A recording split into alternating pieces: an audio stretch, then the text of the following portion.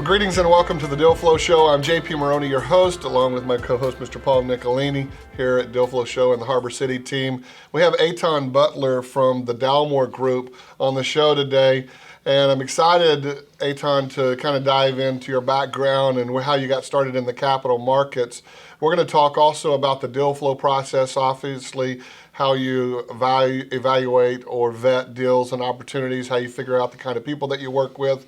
And as we've told other people in the past, a lot of the content from this we put out there as a full show. Then we also are going to be turning this into a book at some point and putting that back out there with the best tips and techniques and strategies that all of our star deal makers have used over their years of experience. So let's jump in. As I mentioned, let's get a little bit of backstory and find out how you got started in the capital markets. Excellent. Well, guys, pleased to be here. Thanks for having me.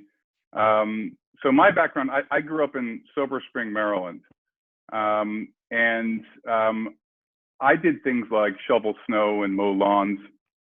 I worked at a pizza shop in Silver Spring, Maryland. I hustled. I never really liked to work for other people. I always liked to create my own destiny. I was very entrepreneurial and still am today. So unlike many of the folks that work for Dalmore today, we're a pretty big organization today, I never worked for another investment bank or a larger firm. Right out of college, I started a family office. I started investing. And in 2005, my partner and I founded Dalmore Group. We're a FINRA broker-dealer investment bank based in New York with offices nationally and active and licensed in all 50 states. But that's kind of how I got into it. And over the last 16 years, have been, very focused on growing Dalmore, growing new lines of business, and also managing my family office. Beyond the entrepreneurial side of things, if you go back to the family office that you started first, what are some of the early deals, types of things that you worked on, types of investments and projects? So there was a number of commercial real estate acquisitions that have taken place over the years. Financing a number of different fintech-related companies, investing in asset-backed lending opportunities in multiple industries, and some alternative energy a number of years ago as well. To go back to your point, I find fascinating that you didn't work for a boutique or you didn't work for a smaller BD or investment bank, and you went right into starting your own. Tell us a little bit about those early days, because it's not a one-man show. Obviously, you have regulations, you got custody issues, you got just all sorts of things that you have to deal with starting a new business. So that's really fascinating to me. Can you just tell us a little bit about those early days? Yes, it's very interesting. Out of college, something called day trading became a thing, if you guys recall. And I had friends of mine right out of college that started to day trade. And they would sit in a dark room and they would play what looked like a video game with the stock market.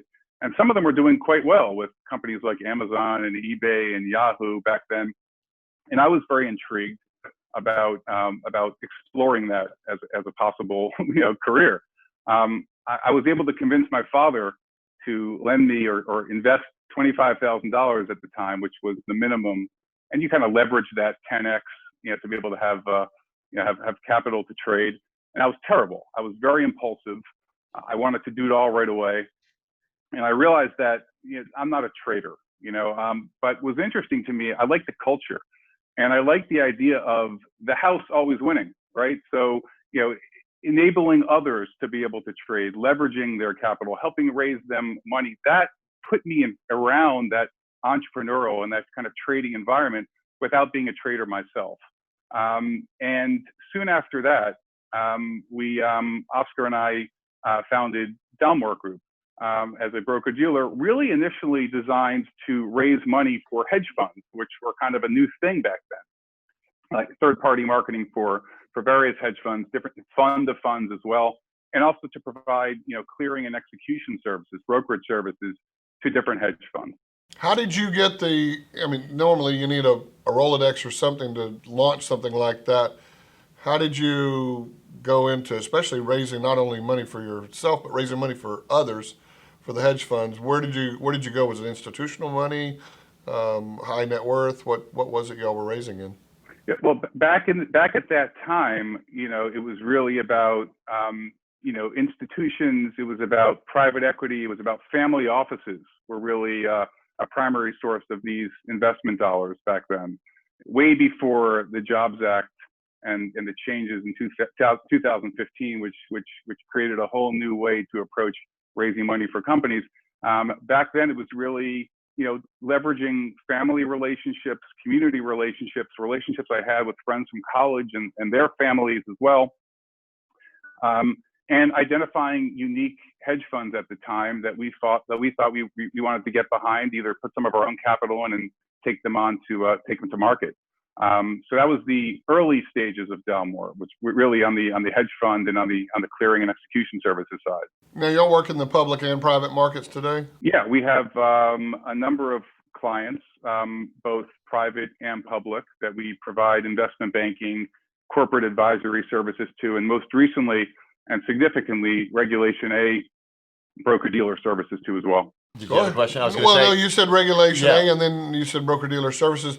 Are you going straight to retail, though, or where's that money being raised? Well, it's interesting. Regulation A, we believe that the most effective distribution and syndication strategy for Regulation A with the lower investment minimums is really a solid marketing and promotional campaign designed to steer as many eyeballs as possible to your landing page and to your Invest Now button. Very different than more traditional broker-dealer distribution and syndication that you'd find with Regulation D, which typically have higher investment amounts and are more geared towards, broker-dealer syndication. Totally new way to approach raising capital, but a totally liberating way for entrepreneurs to realize, hey, I don't need to go and knock on doors. I don't need to find a investment bank to believe in me and follow up with them and put my destiny in their hands. I get to say, this is my offering, this is my structure, and I now get to take it to hundreds of millions of people, and anyone over 18 could participate. And it's really the first time in history that we're seeing this. And we've been on the cutting edge, given the fact that we've been at this for a while, right? So, we've seen a number of newer broker dealers and newer platforms come and go, frankly. But we think like bankers, we think like entrepreneurs, and what I love most about what I do today is the interactions with the different CEOs to understand what they're going through, to realize I'm working with the next series of kind of cutting edge, technology and influencers, and we're thrilled. It's a very exciting place to be. And it's growing and evolving very quickly. Am I reading this right? Did you guys do 80 Reg A's this year? Yes, we've been very, very busy in 2020. Look, it's a very serious and unfortunate year for many people, and you almost have to be lucky to be in a position where you're not affected in a negative way from that, and we're very sensitive to that. That's first. Thank God we're in a position right now where, we've been, I wouldn't say we benefit directly from, COVID and what's going on, but certainly the boom of volume that we're seeing that started well before the pandemic didn't really slow down going into it, right? So really over the last 12 months, we've been immersed in Regulation A and now Regulation CF as well with the increase to 5 million. And yes, we've onboarded, I believe it's 83 or 84 Reg A deals where we are the broker-dealer of record. We've been broker-dealer on some of the most successful Reg A offerings in history. And we love the business. We are obsessed about really providing, top-notch service and value add to our issuers. And I believe they benefit a lot from the experience that we have, because, with that type of volume, you really get to see what works and what doesn't work. Right. And that could be very helpful for an entrepreneur that's approaching this for the first time. What service providers do I use? How much should I pay for this? Who are the most efficient and effective lawyers to bring on? How do we market this? What's a newsletter? How does that work? So having, developed this ecosystem of different service providers that we've worked with over and over again, I think we're a real value add, and certainly have a lot of experience in helping companies succeed in their Regulation A offering. This is strictly an opinion, but the mechanics, as you mentioned, who do I use, service providers, what are the costs, how do you put it all together? Those are, while unknowns, they're to me the easiest to answer when you put it up beside how do we get the eyeballs. So something you said about landing pages is my ears perk up because that's our world. We're very involved in lead generation, generated millions of leads over the last 10 years, 15 years. But I want to talk about that in just a minute. Before we do, if you're watching or listening to this episode of the Deal Flow Show, you can get access to our past episodes, our archives, as well as subscribe and follow us on every platform known to mankind by going to thedealflowshow.com. That's thedealflowshow.com. Etan Butler with the Dalmore Group. Let's talk about marketing. So there's two pieces to that, right? There's traffic, and then there's also the conversion. The conversion to a lead or an interested party, and then ultimately to an investor. I didn't make this up. I'm sure you've heard it before. Good marketing enters the conversation going on in the mind of the prospect, right? So obviously the easiest way to do that is go out there and get in front of the right people. So you mentioned there's a real demand, and we've even talked about some of the IPO activity this year and the insane appetite ideas that are getting massive amounts of capital thrown at them even in the public markets. There's just a big appetite. So the question, I guess, is the audience that you're going after with the Reg A's. Can you talk a little bit about who is that? What is the mindset? What is the conversation going on in the mind of the person that's going to go on a platform or a page somewhere and ultimately, theoretically, without a lot of conversations with anyone in the company or at the broker-dealer, make an investment in an opportunity? Am I assessing that correctly? You are, and it gets pretty granular, actually. First off, every issuer is a bit different, right? Different industry, different characteristics, different track record, different offering.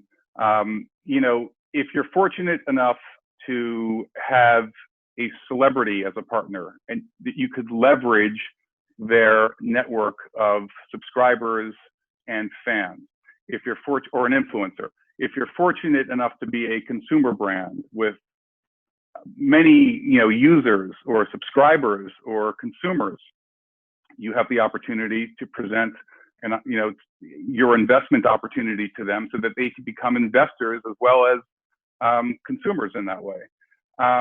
And on and on. If you're doing something that's highly relevant to this environment related to COVID or a number of other areas in biotech that we're seeing, then you could leverage some of that PR. But either way, and if you're fortunate enough to get picked up by a financial newsletter or a publication that's made up of thousands of paying subscribers that are looking for pre-vetted opportunities to invest in, also great. But what if you're not? What if you have a great idea, a strong track record, a board that's coming together, and you're looking to get something off the ground, or you're looking for acquisitions, or you're looking to finance something? You really need to, number one, you need to understand what the demographic of your potential investor is, and you need to figure out how to get your message in front of them. And that's different for every different offering, and that affects the minimum investment amount that you decide to go on. Do you want it to be $100 or $200, and you want to go out and get tens of thousands of investors, or do you want it to be $2,000 or $3,000 and go after a different characteristic of investors? That is critical. And what's most important is to realize, and this is something new, you have to always remember that your investor is that individual, average American, could be a mom that we used to call mom and pops, right? That's out there. You have the opportunity to target them on social media or in other ways with your opportunity. And you have to be really clear about who you are and what you do right up front so they get it, because you got their attention for a second, right? And you need to bring them something that is, number one, easy. The structure needs to be easy to understand, whether that's common equity or preferred or something. Once you get too cute and complicated, you lose the average individual. They don't understand. Number two is the investor your message needs to resonate to them. They need to feel like they want exposure to this, that there's potential for this. This is something that they would use, or this is something they believe could become a lot more valuable down the road. And number three is it needs to be affordable, right? If you're coming to investors with a $25,000 or $100,000 opportunity, maybe okay for some. Certainly there's a lot more friction in that type of a sale, right? There's a relationship, there's diligence, there's comps, there's advisors. You know, when you're bringing someone in an investment opportunity for a few $100s or $1,000 that they could put on their credit card, they see an ad, they click on it, they watch your video, they get invited to participate, they click invest now, they enter their credit card information, they swipe, and they're a shareholder. That is powerful, really powerful. Now, it doesn't work for everyone. You know, it's not like you just put up an offering with an invest now and you grab a bullhorn and everyone's going to come flocking to you. It could be a waste of money if you don't market that and you don't promote that properly. We are obsessed about understanding how to market this properly. We're not a marketing company, you know, but we're agnostic to folks, to different service providers that our issuers choose to work with, right? But we certainly know who they are. And we certainly have been watching their success or lack of. And that's a big value add, I think, that we could bring. You know, just we've been at this for a while. We know who the marketing and PR firms are. It's by far not a win for everybody. You know, it takes a lot of different ingredients going at the same time to assure a successful offering. But that's something that we try to be very helpful with, and we keep trying to innovate to become more helpful. To that point, marketing is a big one of your big vetting tools. What else do you do technically, maybe to understand or do your due diligence on a company that's coming to you that wants to go up on a Reg A? And then the other thing is, after that, if you'll answer that, we also have a mutual client in that we had Larry Namer from FanVestor on the show, and I'd like you to talk about FanVestor and how you got involved with him. Yeah. So the relationship starts off.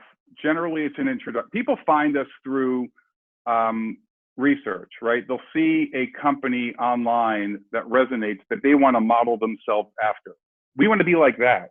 So they pull up the 1A, which is the offering circular, and they browse through it, and they see who the lawyer is, they see what the terms of the offering, and they see who the underwriter or the broker dealer of record is, and that's us. And they contact us. Or we will get a referral from one of their securities attorney that we've done a lot of work with in the past, or another industry participant. Once we sign our agreement, we perform due diligence. We perform bad actor checks on the company, on the officers and directors. And if that doesn't pan out, we're not moving forward. We are a regulated entity. Compliance is our culture. We've been a broker dealer for 16 years. Every decision you make, you have to assume it's going to be on the Wall Street Journal tomorrow. And are you comfortable making that decision? If not, no thanks. There's no shortcuts. The beauty of the regulated markets is that it forces people to be transparent. It forces you to be ethical. And we've been very comfortable in that environment for a while. We perform due diligence on the issuer, on the company. We also integrate with their payment processor and escrow agent, right? So we oversee all of the investor activity, the KYC, the AML, the OFAC, the suitability, making sure subscription agreements are signed. We give the issuer the ability to market their offering in all 50 states and DC by working with the broker dealer. That's a box check on their offering circular, on their application to the SEC. We review all of their website, their marketing, and their promotional materials to make sure that our compliance team is comfortable with them putting these messages out and that the appropriate disclaimers and disclosures are on all this information. And we're there every step of the way to advise them and to introduce them to groups that we've seen help and be helpful to other successful issuers that we have. You were talking about keeping things simple and not complicating it to where especially when you talk about a mom and pop, let's use that term, or a less sophisticated investor would get overwhelmed with the complexity of the deal. What mix are you seeing of raising equity versus debt of any kind using Reg A platform?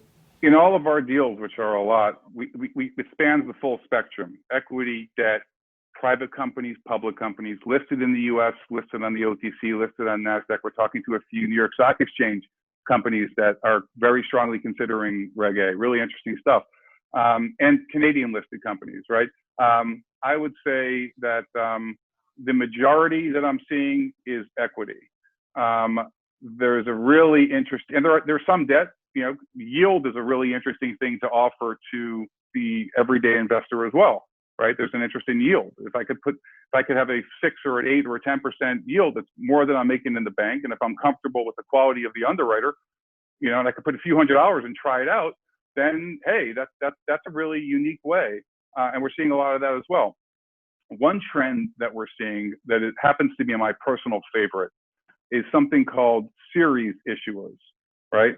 Series issuers will typically get qualified for the full offering amount in a Reg A, which is today 50 million. Sometime around February or so, it's going to increase to 75 million per year. So they get qualified for the entire amount. But the investors in the series offering are not buying equity or investing in the parent company, in the company itself. Rather, the company itself is releasing assets one after the other in different series. It could be a racehorse. One of our clients is myracehorse.com. One of their horses won the Kentucky Derby. How cool is that? That's our client. They won the Kentucky Derby, and all of their investors got to participate. Not everyone has $200,000 to go and buy a horse, but there's a lot of horse racing fans, and this is a way for them to get fractional ownership interest in that, and that's cool. Another example is art, or baseball cards, or Rolexes, or wine, or we're talking with companies that are going to be launching different movies and raising capital for movies, and real estate, single family homes or commercial real estate, on and on and on. The companies like Rally Road and Otis Wealth and Collectible and My Racehorse, and soon to be coming out Arc 7 and Arrived Homes, and on and on. We've been fortunate to be the broker dealer that has shepherded the first wave of these series issuers into the marketplace. They have apps. They build a community of like-minded collectors or investors that want exposure for these types of products. And so that's really interesting. And what's also interesting is that it's, in some cases, it gives you exposure to a unique asset class, right? So if you believe that Michael Jordan's rookie is going to continue to go up from $100,000 to $200,000 over the next year, you could buy shares in that, right? So it's unlimited as far as what you can provide fractional ownership interest in. And we're at the cutting edge of that. We have a lot of experience, and I think almost all of the series issuers in the marketplace are working with us as a broker dealer, and some of them are now providing secondary trading solutions too as well. Okay. So secondary, let's talk about that in just a moment. If you're watching or listening to this episode of the Deal Flow Show, you can get access to our archives as well as our future episodes by going to thedealflowshow.com, thedealflowshow.com. Eitan, let's talk about that. Are you involved in any platforms or anything in the secondary markets for private securities? It's interesting. ATSs, right, are a relatively new thing, right? That a number of broker dealers have been working to get approval from the regulators over the last few years. They're just now kind of coming out. We have relationships with a number of brokers. We do not have an ATS. It hasn't been the direction that we've chosen to go in. Instead, we've provided our issuers with what we call internal secondary solutions. In other words, they can't broadcast and advertise their shares to the public, which you need an ATS for, but we help facilitate the trading between their shareholders or their ecosystem of users, right? Which works really well for these series issuers who tend to develop these communities, and they don't necessarily want their investors or their shareholders to have to go to another platform to go and browse other potential, investment opportunities. They want to keep it kind of internal and grow their base. So our secondary trading solutions has proven to be really effective for our series issuers. That said, we also have relationships with some of the ATS, the broker dealers who run ATSs. So we have the ability to to provide ATS or traditional secondary trading liquidity potential to our issuers as well who want to go that direction. We saw a big sort of Wild West with the, and I'm shifting gears, but I'm going to come back and make a point. But we saw this sort of Wild West activity with the ICOs, the initial coin offerings in the cryptocurrency space. And then you saw the SEC reach in and, okay, let's pull this back and figure out what we're going to do with it. We've had the Reg A's now, obviously, and CF, I guess, and other opportunities for people to raise capital under the Jobs Act changes for some time. Now we've seen an expansion in the amount, right? $75 million for the Reg A plus $5 million for the CF. Yeah, where, and I guess because the regulatory agencies obviously are always there on the idea that they're there to protect the investor. As you see an appetite grow and expand within this less sophisticated investor market, do you see there coming a knee-jerk reaction in the next 6 to 18 months where they go, wait a minute, that we're putting people at danger because they don't have the knowledge or they're not equipped to make the decisions within this? Or do you think this is just going to continue to expand and grow? I think both.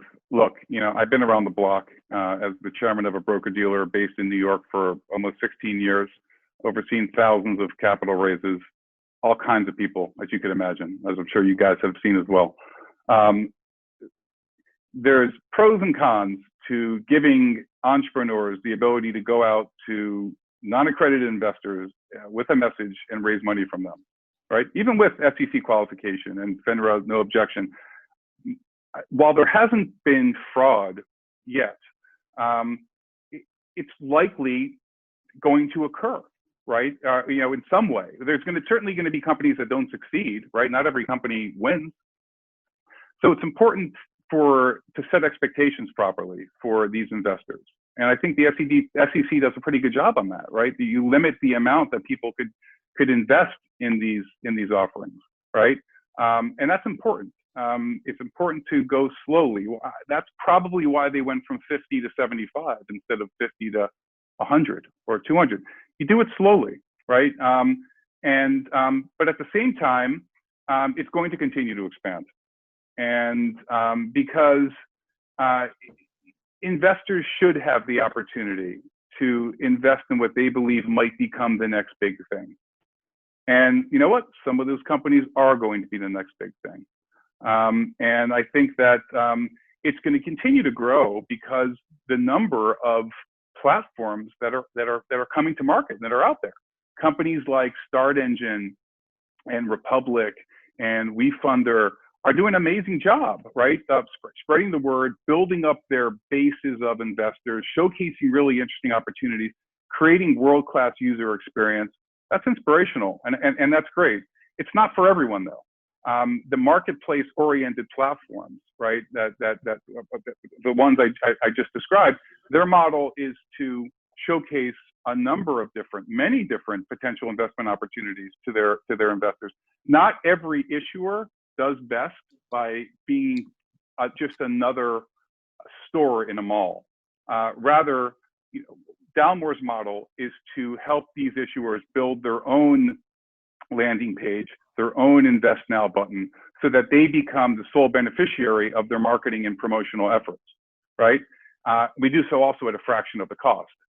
But there's plenty of room in the market for marketplaces. I think that they've done a very good job spreading the word.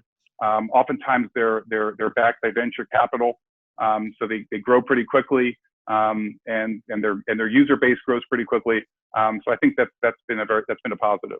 I have a question. What are your thoughts then on NYSE getting involved in the Reg A's? That's kind of interesting, isn't it? What are your thoughts on all that? It's indicative of the fact that the quality of the issuers is increasing, which is a very good thing, right?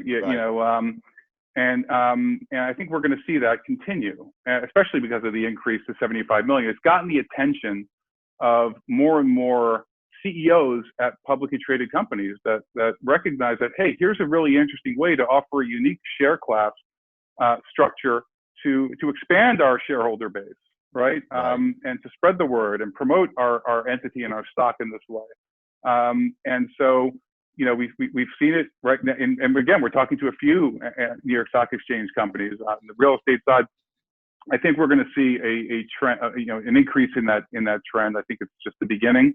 And we've also had, companies that have started off private, that have raised their full offering goals and are now uplisted and now trading in Canada and elsewhere. So we're seeing that too. Our clients are private that end up going public, private that end up staying private, public that are looking for unique ways to raise additional capital. And I think that trend's going to continue.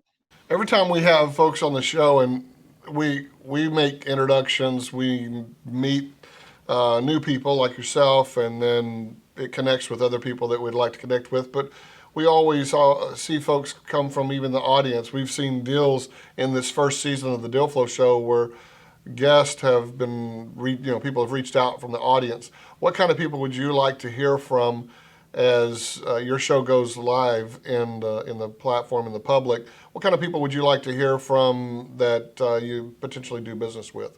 The entrepreneur who's been stuck at home for the last 7 or 8 months with a great idea, that's been working on their business plan for quite a while, who's learned about this thing called Reg CF and Reg A and has been tracking it, looking into their options, intrigued by it. Call me. We could be helpful. We could show you the different options that you have, the timeline, the strategy of how to do this, of which law firm to work with, which funding platform to work with, which marketing companies to consider. That's who I'm talking to, and that's who I talk to every day. I mean, I'm very involved with the onboarding of all of our clients on the Reg A side. Again, it's 83 or 84 as of today, 20 or 30 that are going to be up and going in the next, few weeks or months. So, and on the CF side too, we launched directcf.com, which is, it's one of Dalmore's companies, really designed to provide a direct, a cost-effective, and an open access solution for companies that want to raise money via Regulation CF. We weren't particularly focused on it when it was at $1,070,000 because you don't get the audited financials, you don't get the SEC qualification, you don't get FIN or no objection. It's a notice filing. And so for $1 million raise for a broker-dealer investment bank to take on is difficult to swallow, even though many of our Reg A clients were using Regulation CF to raise enough money to properly launch and finance a more extensive Regulation A offering. But now that it's at that $5 million, we're taking it very seriously. Since we announced the launch of Direct CF and put out a press release actually featuring Larry and Fanvestor, which you asked before, they're our inaugural client. We've been bombarded with applications. Again, the model, in typical Dalmore fashion, deconstructs the marketplace-oriented platform model that you'll see on many other platforms and gives the issuer their own page, their own experience. They get to build, and we help them build their own experience so that they are the sole beneficiary of their own marketing and promotional efforts, that they could go back to these investors for their Reg A, and they don't get absorbed into the black hole of a marketplace where they're bludgeoned with offering after offering after offering with competitors, right? So that's really our model. Again, at the fraction of a price, at a fraction of the price, and giving these issuers and their marketing companies full transparency into the analytics that they need to measure the effectiveness of their marketing and promotional efforts, which is very difficult to get when you're one of many listed on a third-party marketplace-oriented platform. So I'm speaking to the entrepreneur that's been at this for months, that's trying to figure out the right direction to go. You have choices. You can list on a platform with many other deals, and that could be great, and that is great for some, but not for everyone. We're a really good solution to consider if you want to set this up, and have your own. You want to be the only game in town. You want investors to come to your site and not have a home screen that's going to let them browse 100 other offerings. We could get you there. You mentioned you've been sitting at home and you've got an idea. So you're working with pre-launch, pre-revenue companies on these raises? It's such a mix.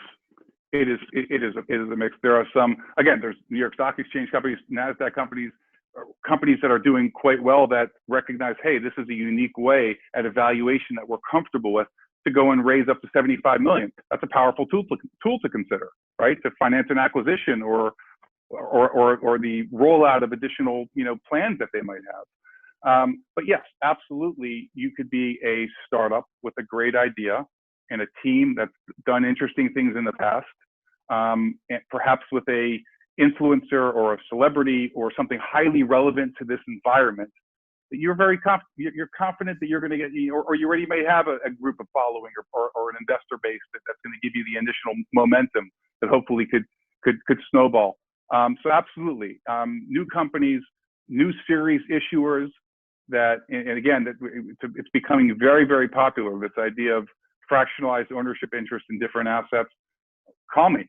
We'll talk about our what we've been doing. We'll talk about the pros and cons of different ways to approach it. But you could be a startup. You could be a thriving, profitable company. Look at Regulation A and Regulation CF as a tool to bring your message, bring your structure to the masses. It's very different than how things were back when we were growing up. What's the best way for a person to reach out to you? LinkedIn, phone, web?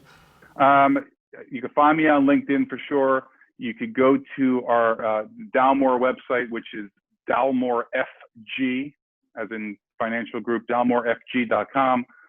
You'll see my email there as well. My email address is Eitan@dalmorefg.com. I spend most of my time now talking with entrepreneurs that are at various stages of launching these offerings. And I love it. Fantastic. Etan Butler, the Dalmore Group, I'm glad to have you on the show. Glad to make your acquaintance. I know our producer, Daniel Penaranda, and Paul have had time to talk to you before, but look forward to getting to know you after the show and seeing how we might be able to bring some of our portfolio companies and opportunities, as well as some matchmaking among our network as well. On behalf of myself, anything else, Mr. Nicole? No, you're good. You said it. That's all right. Perfect. Great guest. If you're watching or listening to this episode, you can go to thedealflowshow.com, get access to our episodes. If you think you might be a great guest or you know someone who would be a great guest, you can make a recommendation on the site or apply to be a guest on the show. And you can find us on every platform out there for video and audio podcasting and distribution and content syndication. We'll see you again in another episode very, very soon. Take care, everybody. Bye-bye. Thanks, Eitan. For more episodes, visit thedealflowshow.com and subscribe.